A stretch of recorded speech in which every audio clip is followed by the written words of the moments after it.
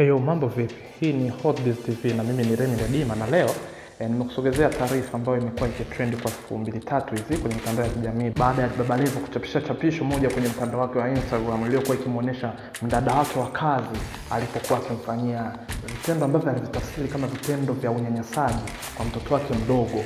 Yes. Na Baba Levo aliweka caption ya kulia akionyesha kwamba akachukizwa na kile kitendo, na baada ya kuipost kwenye Instagram watu walireact tofauti, wengi wakiwa wanachukizwa na vitendo vile ambavyo alivifanya yule dada kwa yule mtoto mdogo. Na jinsi video inaonyesha mdada akiwa anamfunga miguu yule mtoto na akiwa kama anamsukuma, lakini unashindwa kujua ni aidha ni michezo kati ya dada wa kazi na mtoto, kwa sababu yeye ndo anakaa na mtoto muda mwingi. Kwa hiyo aidha wanaweza wakawa wanacheza, lakini yeye kama baba wa mtoto ambaye ana uchungu na mtoto wake alitafsiri tofauti na hakupendezwa na kile kitendo, akawa amekiweka kwenye Instagram kuonyesha jinsi ambavyo watoto wanapitia mazingira magumu hasa wanapoachwa na madada wa kazi. Lakini hiyo sio case ambayo imefanya mimi leo nikuletee taarifa hizi, maana baada ya kuposti ule ujumbe watu walireact tofauti. Baadhi wakiwa wamechukizwa na kile kitendo kilichokuwa kikimuonesha yule dada vile vitu alivyokuwa anavifanya, lakini wengi wao wamechukizwa na jinsi ambavyo Baba Levo ameweza kuinstall CCTV camera kwenye chumba ambacho ni chumba cha dada wa kazi ambacho analala. Wengi wakiwa wanasema kwamba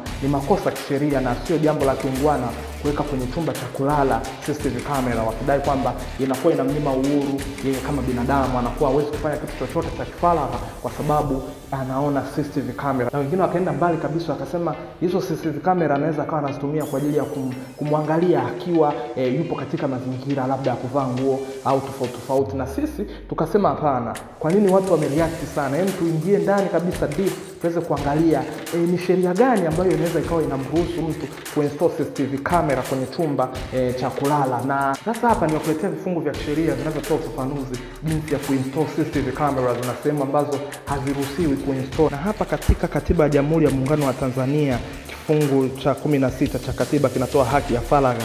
Ninanukuu ikisema kwamba kila mtu ana haki ya kuheshimiwa na kulindwa na mamlaka ya dola kwa utu wake, faragha ya moyo wake, familia yake, makazi yake, mawasiliano yake binafsi na usalama wake. Hii inaonyesha kwamba ni haki ya msingi ya mtu kuwa na nafasi ya faragha ndani ya malazi yake, na kwa kifupi ni PDPA.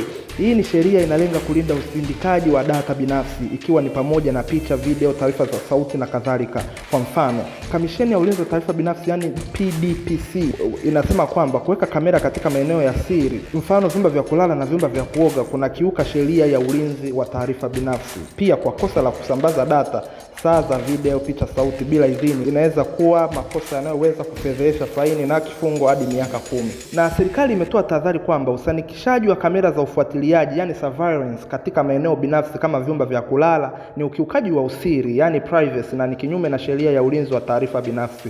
Mfano wake, uwekaji wa kamera katika sehemu binafsi kama vyumba vya kulala, vyumba vya kuoga, vyoo kunachukuliwa kuwa ukiukaji mkubwa wa faragha, sheria za usalama na haki za binadamu za kimataifa. Na Tanzania ni miongoni mwa nchi zilizosaini na kuidhinisha mikataba ya kimataifa inayohusiana na haki za binadamu na haki za faragha. Haki za kuwa na faragha ni sehemu ya haki rudufu na za kibinadamu. Na kuweka CCTV camera ni jambo zuri, lakini inabidi iwe ni open space, lakini kwenye vyumba imeonyesha kisheria haijakaa sawa. Yes. Na Baba Levo kaipost, lakini na imani hakuwa anajua jambo kama hilo. Akiona ujumbe huu basi anaweza akabadilisha maamuzi aliyokuwa ameyafanya, na haimaanishi kwamba tunatetea vitendo alivyofanya yule dada vya kufanya ukatili ule kwa yule mtoto, japo hatuwezi kutafsiri kama ukatili wa moja kwa moja, lakini haimaanishi kwamba tunatetea kufanya kitendo kile. Lakini pia kuweka CCTV camera inaonyesha kwamba sio jambo zuri. Yes, usisahau kusubscribe, kulike, comment pamoja na kushare kwenye YouTube channel yetu ya Hotbiz Media, na mimi ni Remy Ledima. Until next time, bye bye.